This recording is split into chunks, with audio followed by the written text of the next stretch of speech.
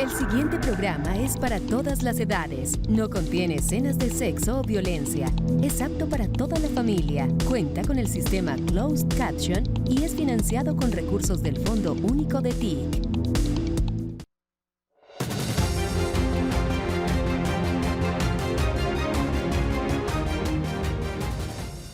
Bienvenidos nuevamente. Esta es la primera agenda del año 2026.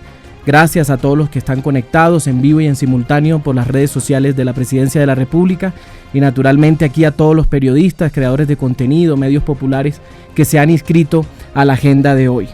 Nosotros tenemos hoy un tema muy importante y muy coyuntural también y de interés para todo el pueblo trabajador colombiano y es el alcance del nuevo salario vital con el que se incrementó el salario mínimo 23% en Colombia. Y tenemos entonces para tratar ese tema pues al mejor invitado posible, que es el ministro de Trabajo, Antonio Sanguino. Ministro, muchas gracias por estar aquí en la agenda, bienvenido. A ti muchas gracias, Celso, por esta invitación de nuevo para estar en este espacio y para podernos conectar con los medios comunitarios de todo el país, de las regiones de Colombia, esos medios que están permanentemente interactuando con los ciudadanos, con las comunidades, con las organizaciones sociales y populares, que rompen este círculo mediático, este cierre mediático que quiere imponer narrativas contrarias a los derechos de la gente, a los derechos de los trabajadores. Así que muy complacido de estar acá. Gracias, ministro. Bueno, a propósito, le voy a comentar desde qué regiones se conectaron. Aquí tenemos colegas comunicadores que se han conectado desde distintas regiones del país. Se inscribieron un total de 41 periodistas, comunicadores, creadores de contenido para hoy. Y estas son las regiones. Nos están conectados desde Antioquia, departamento de Antioquia, desde el Atlántico, desde el Magdalena, desde Risaralda. Hay periodistas del Valle del Cauca, del Casanare, departamento de Bolívar, Boyacá, desde norte de Santander, desde el Cesar, desde Buenaventura, desde Nariño, desde La Guajira, desde Sucre y desde la capital Bogotá. Son periodistas de distintos formatos, Palmira Valle del Cauca también. Son periodistas de distintos formatos. Aquí hay emisoras comunitarias, aquí hay medios digitales, portales web, aquí hay algunos periodistas que se dedican a hacer podcast, aquí hay medios de redes sociales, emisoras de paz también que se han inscrito a través de la Radio Nacional de Colombia. Es decir, aquí tenemos toda una amalgama de formatos de medios, de naturaleza de medios de comunicación que están conectados aquí desde la alternatividad. Entonces vamos a darle la introducción al tema. El concepto de salario vital es respaldado tanto por la Constitución Política de Colombia como por la Organización Internacional del Trabajo, OIT, y se define como el salario necesario para una vida digna considerando las circunstancias del país. El artículo 53 de la Constitución de Colombia establece el derecho a una remuneración mínima, vital y móvil, que debe garantizar condiciones de vida dignas para los trabajadores colombianos. El costo de la canasta básica, según la OIT, ojo a este dato, para un hogar de 4 personas es de 2.982.500 pesos, distribuidos en alimentación, vivienda, salud, educación y otros esenciales. Entonces, con el fin de disminuir la brecha salarial, el salario vital requerido para un hogar de 3 personas en Colombia es de 1.746.882 pesos. Para el año 2025 era así, un 28% superior al salario mínimo actual.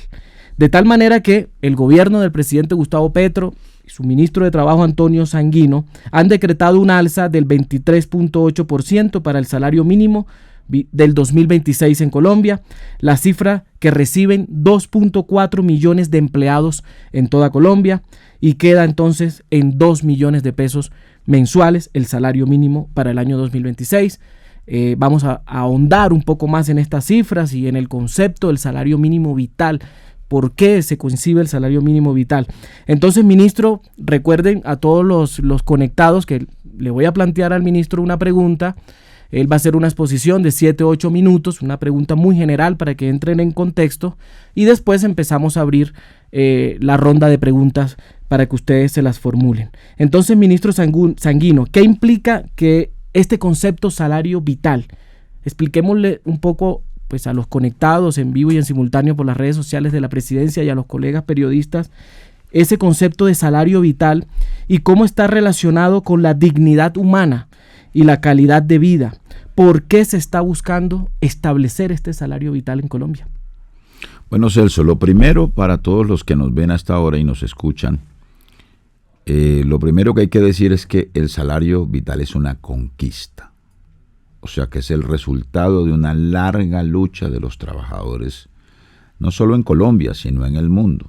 Como lo fue en su momento la lucha por la jornada de 8 horas, ¿no? Que corrigió, digamos, muchas de las circunstancias y de los fenómenos de sobreexplotación laboral de la revolución industrial y de comienzos pues de las sociedades de mercado en el mundo. Así que digamos esta conquista fue poco a poco ganando espacio tanto en el mundo académico, en organismos internacionales como en la OIT, y fueron también ganando espacios incluso en sectores de la Iglesia Católica, en la propia Iglesia Católica. El presidente de la República ha mencionado, el presidente Gustavo Petro, un hecho histórico que me parece importante. Digamos, el origen más remoto de este concepto viene de una encíclica del Vaticano, una encíclica papal, la Rerum Novarum, en 1891. Cuando la Iglesia Católica, digamos, desarrolló lo que se llama la doctrina social de la Iglesia para contener el avance de la lucha de los trabajadores y de la lucha obrera, de la primera internacional de los trabajadores en el mundo, de lo que fue la Comuna de París y de lo que venían siendo los movimientos obreros en la Europa y en el mundo en general. Así que este concepto fue ganando espacio y fue convirtiéndose en una bandera de lucha de los trabajadores. Y eso permitió que en la Constitución del 91, ¿no?, los sectores más progresistas en esa Asamblea Nacional Constituyente incorporaran este concepto en el artículo 53 de la Constitución. Sobre ese concepto se ha pronunciado también la propia Corte Constitucional en varias sentencias. Incluso, le quiero dar este dato, hubo una demanda en el Consejo de Estado de la declaratoria o del decreto que declaró el salario mínimo en el gobierno del presidente Santos. Creo que fue en el año 2016-2017, no lo recuerdo bien. Pero el fallo del Consejo de Estado, ¿no?, tumba el salario mínimo porque fue un salario que se expidió por debajo de la inflación y porque no tuvo en cuenta el salario vital establecido en el artículo 53 de la Constitución. O sea que incluso el Consejo de Estado también se ha pronunciado en favor de ese concepto. Y como tú lo señalabas, hay estudios de la OIT, hay uno más reciente, en el 2024 para Colombia, que se apoya en la encuesta nacional de hogares para calcular el tamaño de la familia, cuántas personas trabajan en una familia, o de 4 o de 3 integrantes. El tamaño de la familia en promedio oscila entre 3 y 4 integrantes. Calcula cuánto le cuesta el mínimo vital en vivienda, en alimentación, en salud, en educación y en otros gastos básicos a esa familia para reproducirse como mano de obra, para decirlo en términos marxistas, ¿no? Incluso en beneficio de los capitalistas y de los empresarios. O sea, el capital necesita que la mano de obra se reproduzca, ¿no? No que la ahorques ni que la tengas en condiciones de indignidad. Entonces, eso es lo que define el salario vital. Y Colombia no lo venía haciendo porque la ley 278 de 1996, que reglamentaba, o que busca reglamentar, o que en teoría debía reglamentar el artículo 53, no lo hizo plenamente. Olvidó el concepto de vital y definió que el salario se calculara como una operación aritmética de cruce de variables, esto es inflación, productividad y participación del trabajo en las cuentas nacionales y pare de contar, ¿no? O sea que era un cálculo matemático sin corazón y sin alma, ¿no? Porque poco importaba las condiciones en que esa familia, en que ese trabajador podía. Además, pasando por encima de la Constitución, ¿cierto? Porque, olvidándose de la Constitución, incumpliendo la Constitución. Y por esa razón, en este gobierno, el cambio en el salario se llama salario vital, ¿no? Y esa fue la decisión, yo creo que muy afortunada, muy audaz del presidente de la República y por supuesto de nosotros, del Ministerio del Trabajo, que es, digamos, el papel que nos corresponde en este gobierno del cambio liderado por nuestro presidente Petro. Listo, ministro. Bueno, vamos a abrir la ronda de preguntas ya. El primero es Miguel Dueñas, nuestro compañero de los Llanos Orientales de Villavicencio. Miguel, buenos días. Muy buenos días a toda la mesa de trabajo y a los compañeros. Espero que ese 2026 sea de solo éxitos y prosperidad. Doctor Sanguino, ¿es posible que nos hagan llegar el estudio técnico relacionado con las posibles afectaciones a las FAMI, micro y pequeñas empresas agropecuarias, en razón a que las utilidades netas de dichas entidades generalmente son muy bajas o peor aún negativas? En este momento los costos laborales mensuales, en el cálculo que estábamos haciendo, está por encima de 2.800.000, y pues esto sin tener en cuenta que muchas de las actividades que se realizan en el sector agropecuario se hacen en horas de la madrugada, 3, 4 de la mañana, que se tienen que hacer también los fines de semana en el caso de cosecha, de riego, etcétera, etcétera, y esto aumenta aún los costos. ¿Cómo fue ese estudio técnico y si podemos tener acceso al mismo? Mira, nosotros estamos preparando una serie de medidas complementarias. El año pasado, a finales, radicamos el proyecto de ley ante el Congreso de la República, que esperemos tenga trámite urgente y rápido para reglamentar lo que se llama el jornal agropecuario, que está previsto en la reforma laboral. Allí se definen las condiciones en las cuales se aplican las normas laborales en el mundo rural, ¿no? El mundo rural tiene trabajadores asalariados de la agroindustria, de la palma, de la caña de azúcar, del banano, ¿no? Allí hay una relación laboral empleador y trabajador, o patrón-trabajador. Entonces eso requiere un tratamiento y unas condiciones laborales que se acercan mucho al obrero o al trabajador urbano. Pero hay trabajador por cuenta propia, que es el campesino, el que se conoce estrictamente como campesino, que, generalmente labra la tierra junto con su familia. A ese campesino hay que ofrecerle tierra, hay que ofrecerle insumos, hay que ofrecerle incentivos para su producción de alimentos y hay que ofrecerle una base de protección social.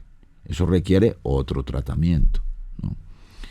Y en todo caso, este incremento del salario vital, a quien más impacta es a aquel trabajador, y lo impacta positivamente, que tiene una relación laboral con un empleador, ¿no? Con una gran empresa, con una agroindustria de palma o de caña o de banano, etcétera, etcétera, ¿no?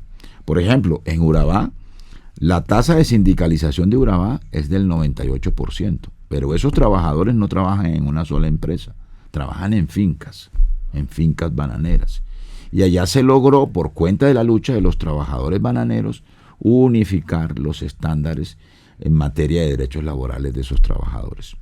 Eso por un lado. Por el otro, aspiramos a que el próximo lunes, a más tardar, podamos expedir o un decreto o una resolución en relación con la MIPYMES, lo que se conoce como las MIPYMES, la pequeña y mediana empresa y la FAMI empresa, que va a incorporar beneficios tributarios, unos que ya existen y nuevos que vamos a incorporar en el marco de la emergencia económica, líneas de crédito, en condiciones favorables que permitan quitarle espacio al gota a gota, ¿no? Y a la usura en el mercado, en el crédito que se le entrega a estas unidades productivas, que las ahoga y las convierte en esclavas de esos sistemas de agiotistas y de usureros, muchos de ellos conectados con economías ilegales, alivio seguramente en servicios públicos, y el ministerio tiene un programa, que es un programa de incentivos,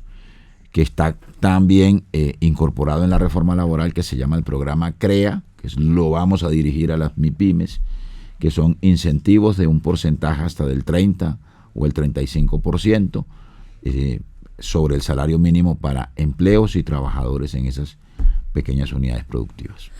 Bueno, seguimos con la ronda de preguntas. Vamos con Arcángel de Jesús Hernández desde el Valle del Cauca. Arcángel, buenos días. Buenos días a todos los compañeros y compañeras. Saludos para ti, Celso, y al ministro Antonio Sanguino. Soy Arcángel Hernández de la Cumbre Valle, director de cumbrestereo.com, y pertenezco a la red de comunicadores del Valle del Cauca como delegado.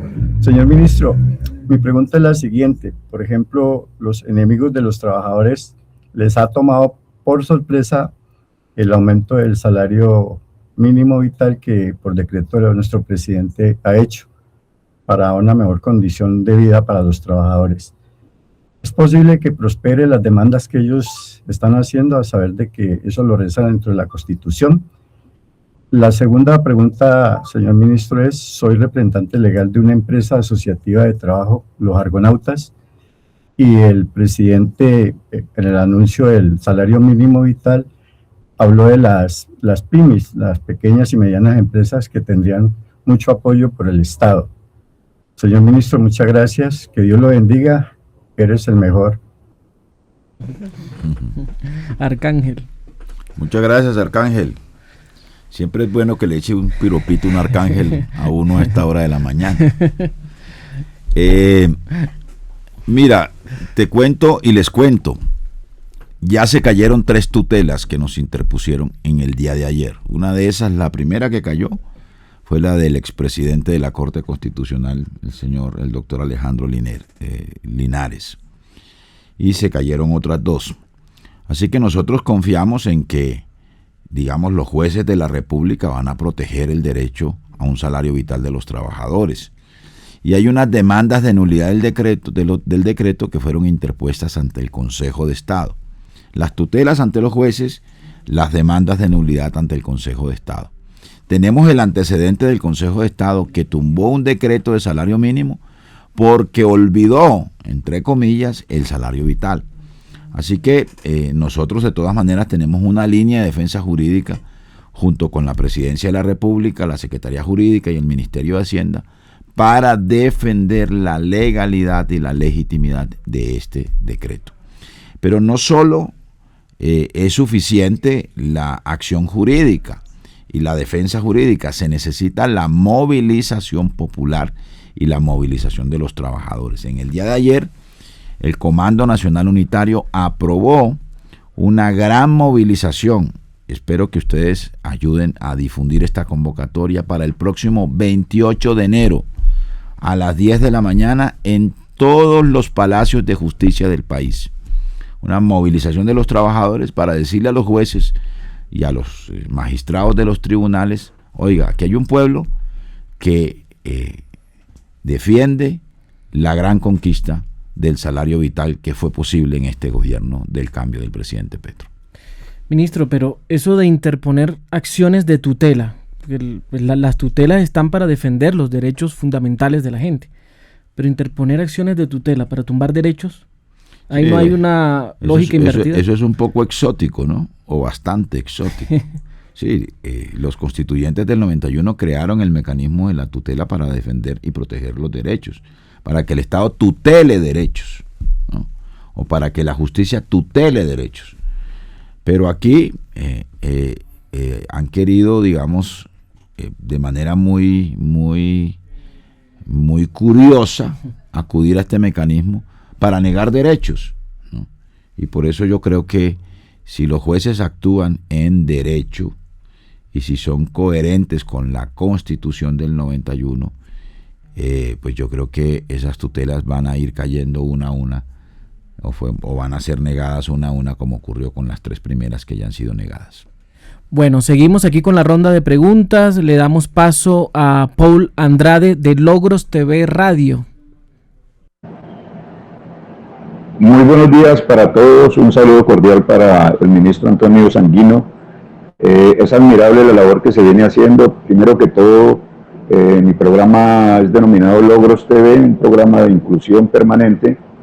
Y desde este punto queremos seguir insistiendo en el tema de los medios alternativos, y que nos ha correspondido convertirnos en empresarios a nosotros para poder llegar a obtener algún recurso para el sostenimiento no solo de los medios, sino del mínimo vital, como se dice.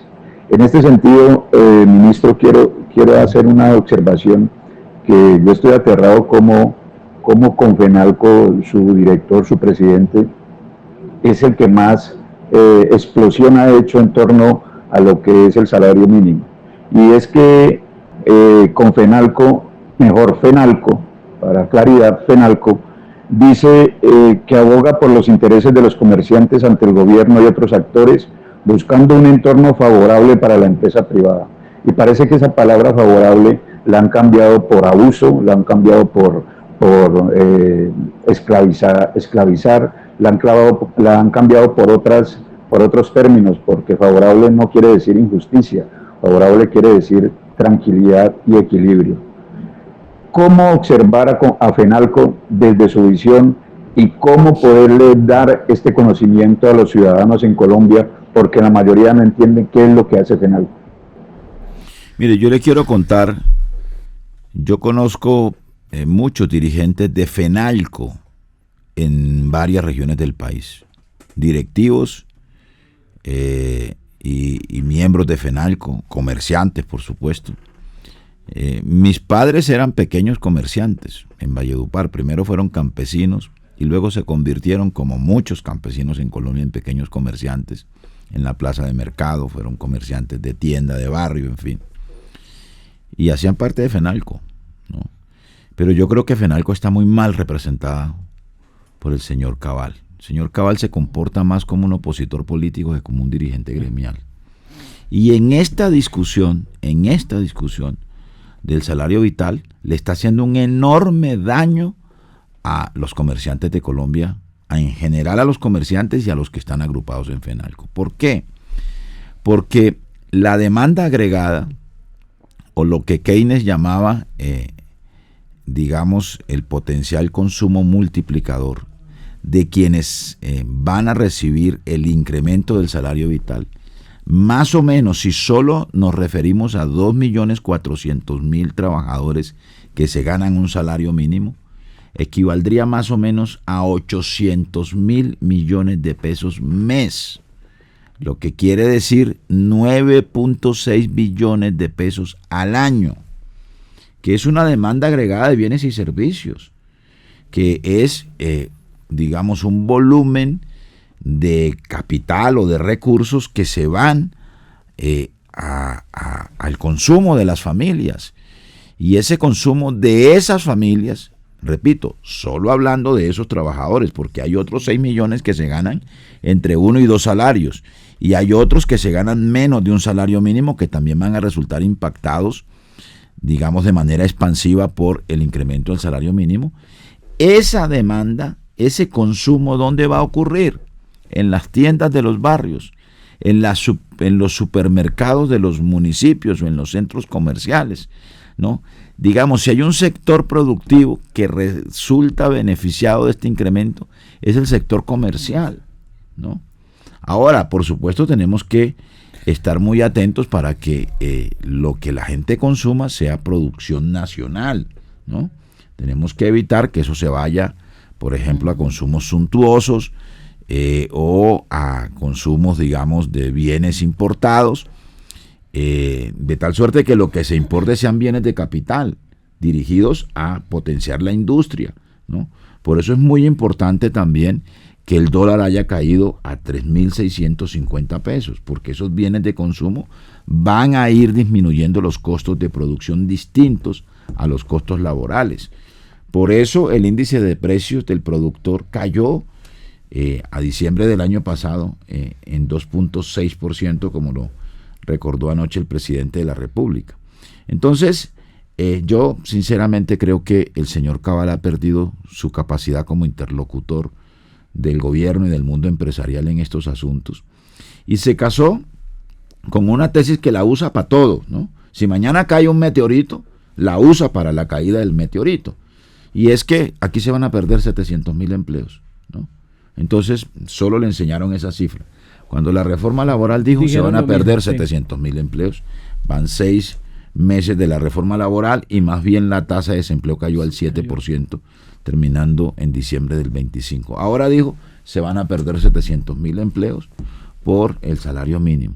Y repito, si mañana ocurre, digamos, un estrellón de la Tierra con la Luna, dice que se van a perder 700.000 empleos y seguramente dirá, ¿no?, por culpa de Petro.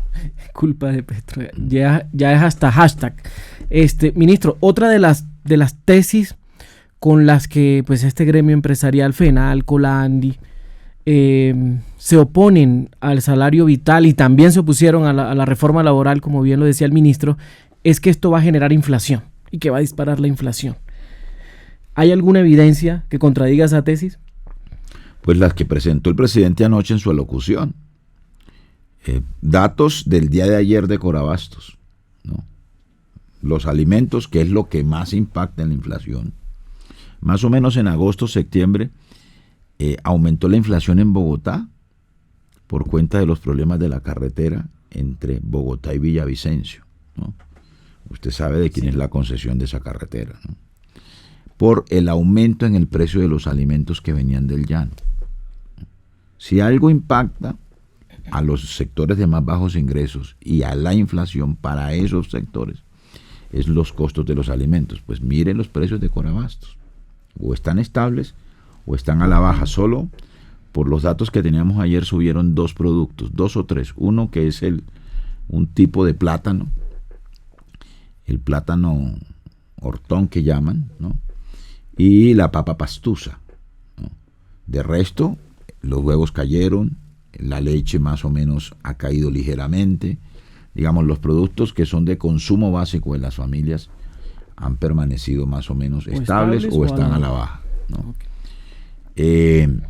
Y los datos del DANE registran que, por ejemplo, la inflación que nosotros recibimos en un 14% del gobierno de Duque cerró en 5.1% en el año 2025. En todo el año, digamos, ponderado todo el año o, digamos, estandarizado el crecimiento de todo el año. Así que la inflación está controlada, el dólar está a la baja, el desempleo. La economía está creció a un 2.9%, el desempleo cayó en términos de todo el año al 8.1, 8.2%. La tasa más baja de lo que va de este siglo. La tasa más baja del siglo y incluso la informalidad cayó del 58 al 55. Así que todos los indicadores, todas las cifras son muy buenas del comportamiento de la economía, con una política salarial de incremento real de un 18% de los ingresos de los trabajadores de Colombia. Bueno, seguimos con la ronda de preguntas. Hay bastante manos levantadas que quieren interactuar acá con el ministro. Milton Fabiani de Bogotá. Milton, buenos días. Muy buenos días, Celso, compañeros, muy buenos días, ministro. Aquí desde Comunicación Popular, la voz del pueblo sin temblar. Queremos preguntarle, ministro, desde la ciudadanía, ¿cómo se va a poder vigilar y cómo podemos articular con el gobierno nacional para que haya equidad y control con los precios? Desde ya se denuncian que pues empiezan a abusar algunos comerciantes por el aumento. No, por ejemplo, si usted va a comprarse una empanada no se la pueden subir a un 23%, ¿no?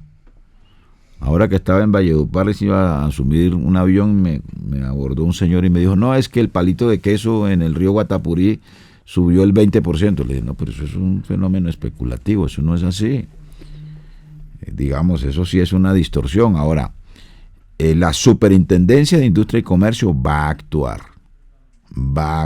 para evitar fenómenos especulativos. La Superintendencia de Transporte va a actuar. Los señores alcaldes no vayan a creer que ahora van a hacer fiesta aprovechando, ¿no?, perversamente y malintencionadamente el incremento del salario mínimo para tratar con el bolsillo de los bogotanos de reducir el déficit de los sistemas de transporte sin tocar las utilidades de los operadores privados, porque el transporte público en el país es operado por privados en su mayoría o casi en su totalidad. Entonces, nada de vivezas, y para eso las superintendencias van a actuar.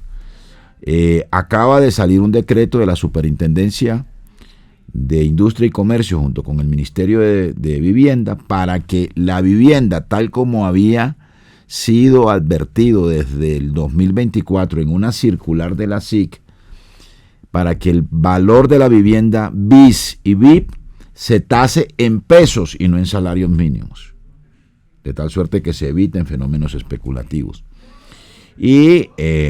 Y nosotros ya hemos abierto una línea para recepcionar denuncias, porque el Ministerio del Trabajo también va a actuar en el control, digamos, de este tipo de asuntos. Yo les quiero proponer a ustedes, los invito a que cada medio de información de los que estén aquí, con la coordinación de este espacio con Celso, ¿no?, pudiéramos también tener un canal de recepción de denuncias que pudiéramos canalizar hacia el Ministerio del Trabajo y hacia las superintendencias para efectos de evitar abusos y para que efectivamente este incremento, este salario vital, mejore la vida de los trabajadores y de los ciudadanos en general. Bueno, le damos paso a Mónica Delgado, Mónica Guerrero. Mónica, bienvenida, buenos días. Muy buenos días al doctor Sanguino y a los colegas aquí presentes.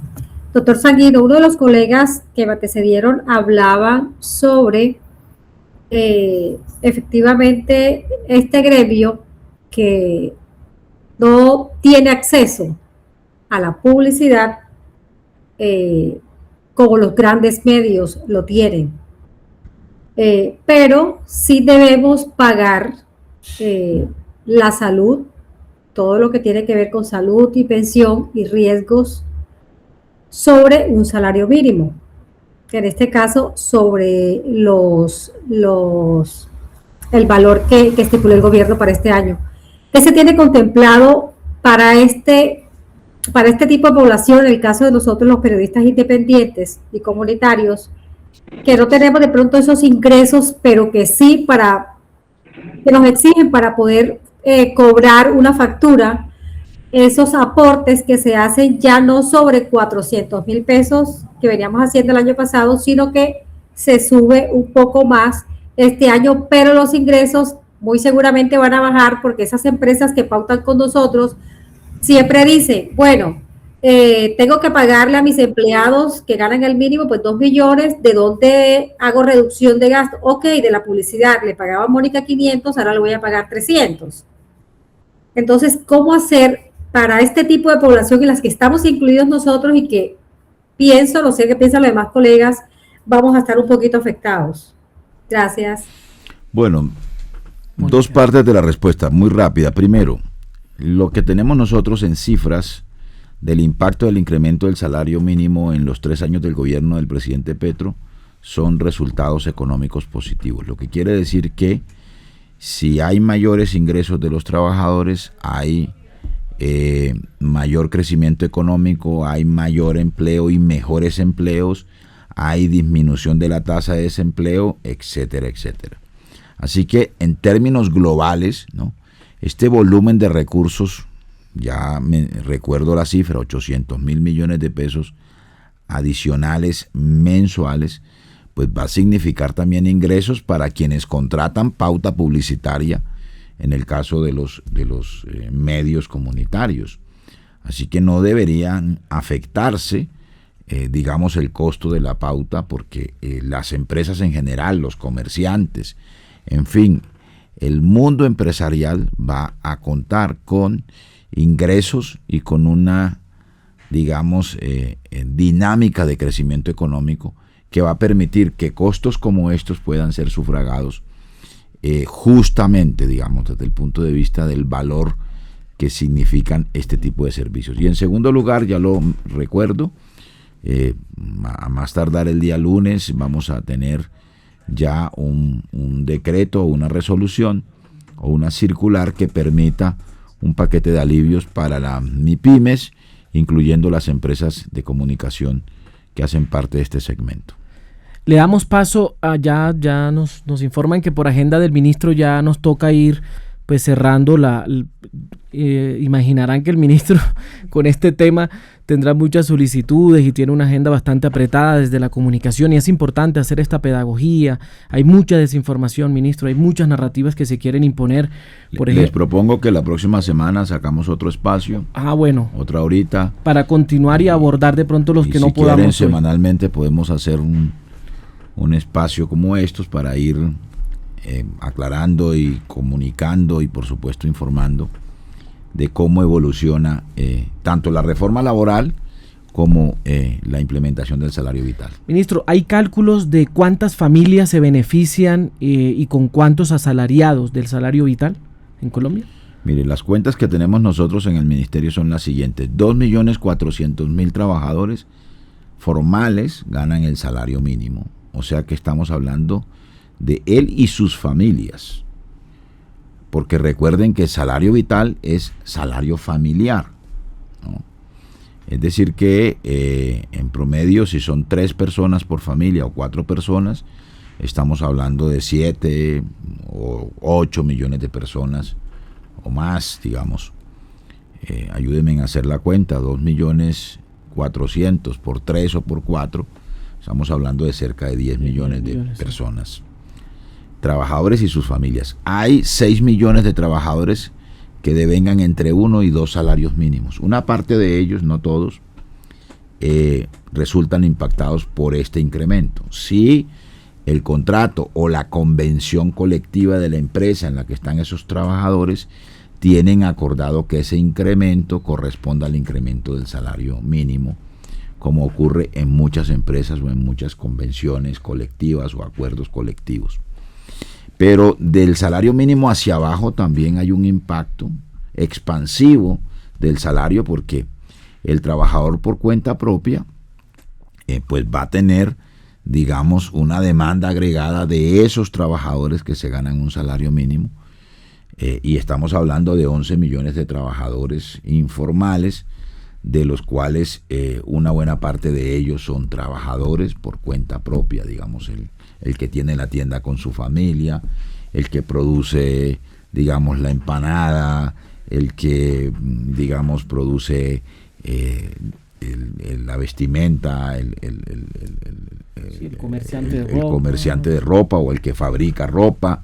En fin, en general, todo lo que nosotros denominamos la economía popular. Este incremento impacta de manera positiva y virtuosa en la economía popular. Listo, bueno, alcanzamos dos más, agradecemos que sean concisas las preguntas, y los demás, porque hay varias manos levantadas, nos comprometemos a que formulen las preguntas en el chat que tenemos de la agenda. Nosotros se la trasladamos acá al ministro a través de su equipo de comunicación y se las respondemos por esa vía, por temas de agenda acá del ministro Sanguino. Entonces le damos paso a Jairo Guillot Bonilla. Jairo, buenos días.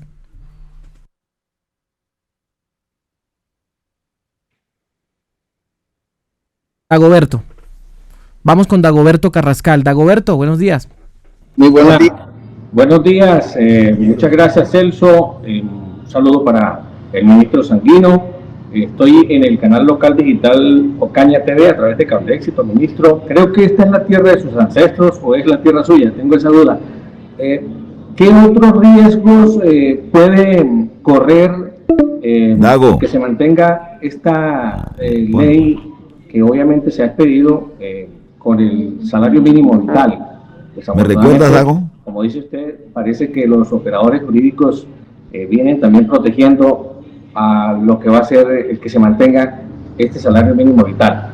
Y una segunda pregunta me parece muy oportuna, ministro, que también tiene que ver con el Servicio Nacional de Aprendizaje SENA, obviamente compenetrado con todo este tema del salario mínimo. ¿Cómo avanza el proyecto para Ocaña de la construcción de la nueva sede? Un abrazo desde Ocaña, ministro. Dago, ¿puedes repetir por favor la primera pregunta? Bueno, el ministro estaba hablándote del apellido, ¿no? Sí. La primera pregunta que es que no se alcanzó. Sí, es que le estaba hablando precisamente de que creo que esta es la tierra de los ancestros del ministro o es la tierra de él. No sé, tengo esa duda aquí en la provincia de Ocaña, Celso. Ministro. Bueno, pues yo le cuento que no hay lugar del planeta en donde no hayan más sanguino por kilómetro cuadrado que allá en Ocaña y en la región del Catatumbo. Todos mis ancestros son de allá, salvo mi bisabuela que llegó migrante de Italia por allá a comienzos del siglo XX y se emparejó con un huicho, como les llaman a los que nacen en esas tierras. Solo que yo me crié en Valledupar y en el Cesar. Hay un flujo y una conexión sociocultural muy permanente, histórica, entre el sur, el centro y el sur del Cesar y la provincia de Ocaña. Así que mi patria chica es bastante grande, porque mi patria chica arranca en Ocaña y termina en Valledupar. Eso es lo primero. Lo segundo, y por supuesto me siento muy ocañero, muy ligado a esa región, a ese Catatumbo tan rico ambientalmente hablando y también tan golpeado por la violencia y por el abandono estatal histórico que ha sufrido esta región. Estamos, digamos, como decía al principio, muy atentos a la defensa del salario vital. Sabemos el impacto que eso tiene en regiones como el Catatumbo y en ciudades como Ocaña.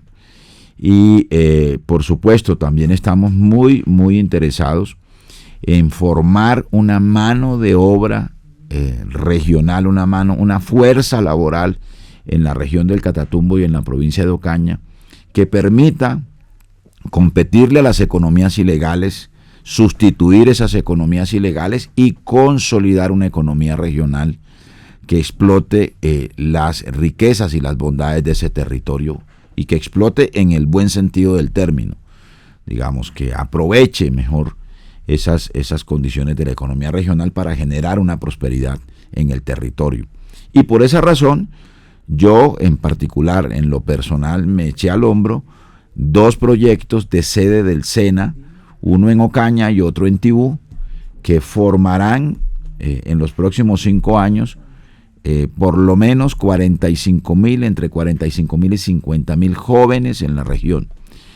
Este mes, en el mes de enero, es el compromiso que tenemos con el director del SENA, arrancamos el giro de recursos, o mejor, la precisión del giro de los recursos y el giro de los recursos para iniciar la construcción de estas 2 sedes del SENA que esperamos entregar antes de que termine el mandato del presidente Gustavo Petro, porque arrancarán con una modalidad constructiva no convencional, de tal suerte que podamos de manera inmediata ofertar programas de formación con vocación en energías limpias, con vocación en desarrollo rural y agropecuario, y con vocación también de garantizar derechos de esta fuerza laboral que queremos fomentar y que queremos crear y formar en esta región. Así que habrá buenas noticias para Ocaña, para Tibú y para el Catatumbo en los próximos días. Ahí están los anuncios buenos para el Catatumbo, para la región de norte de Santander.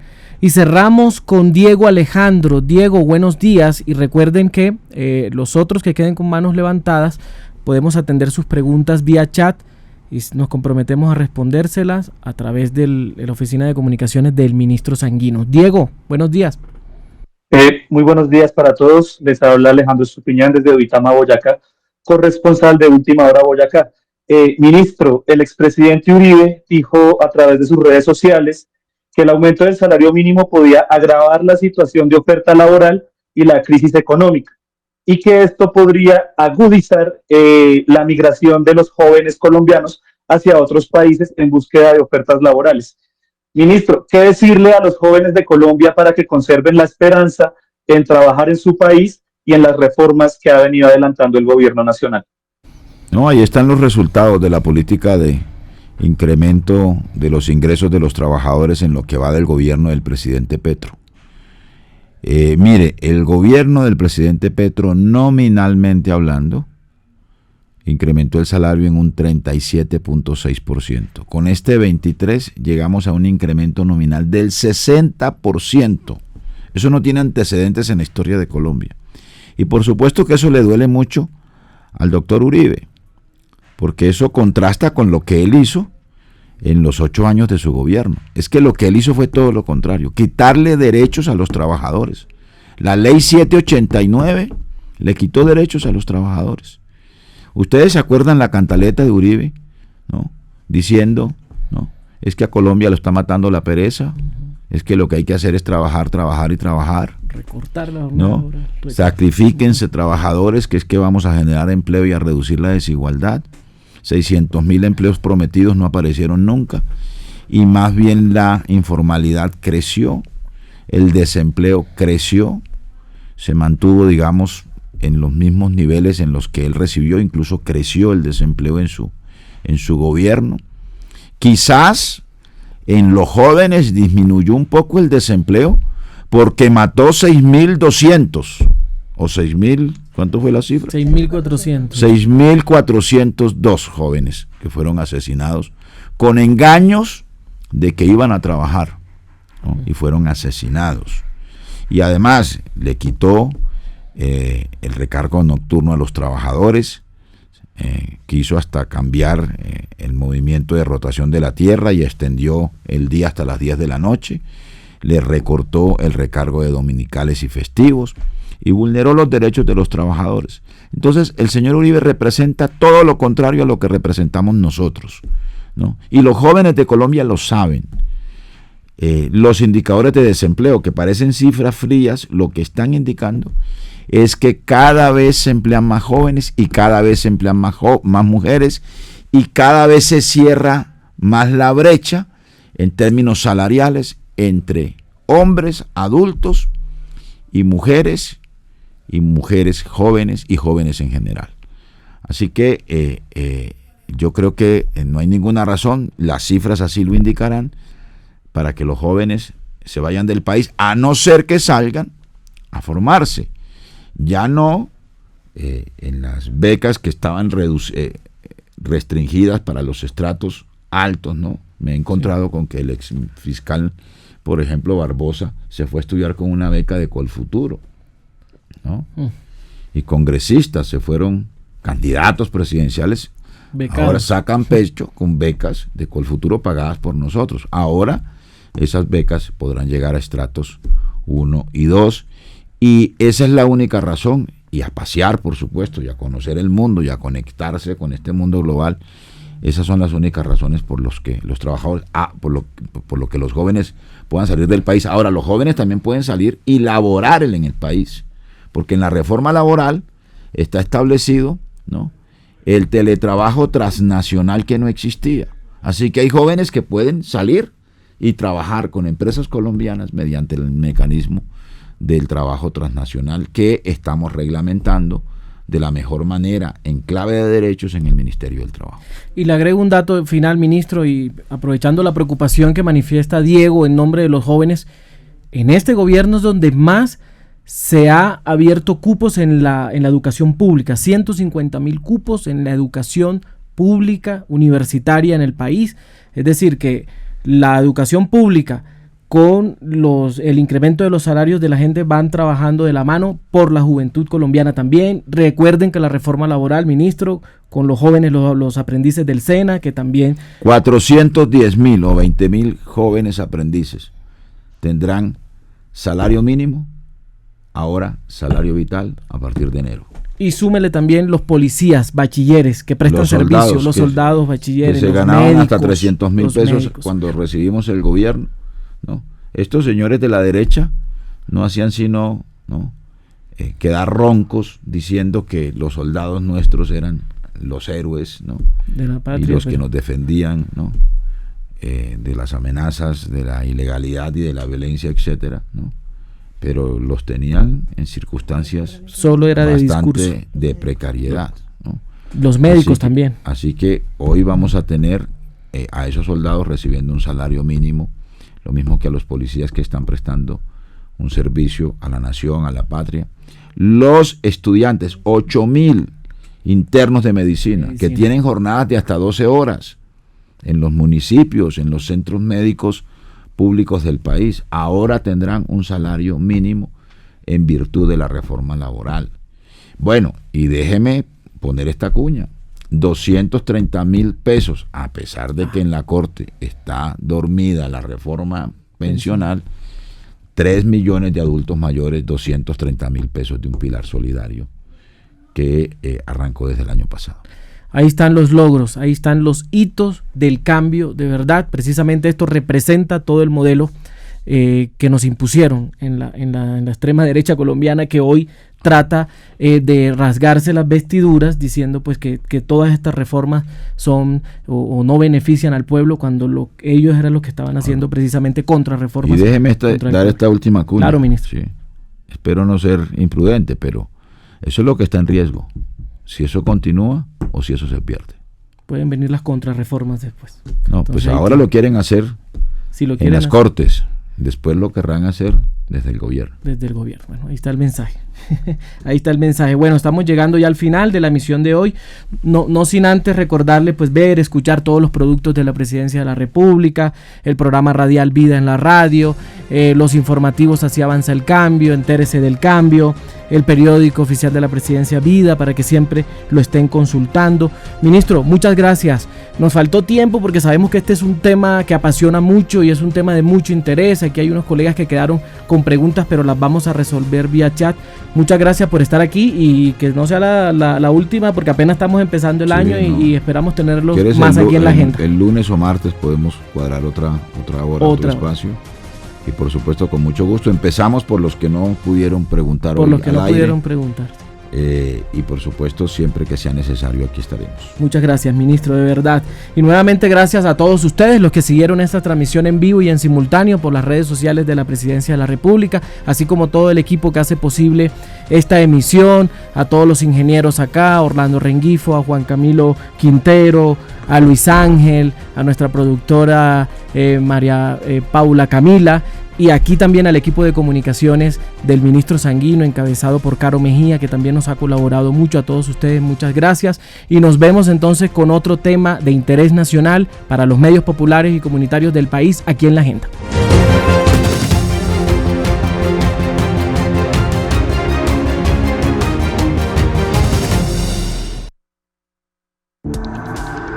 Este contenido fue financiado con recursos del Fondo Único de TIC.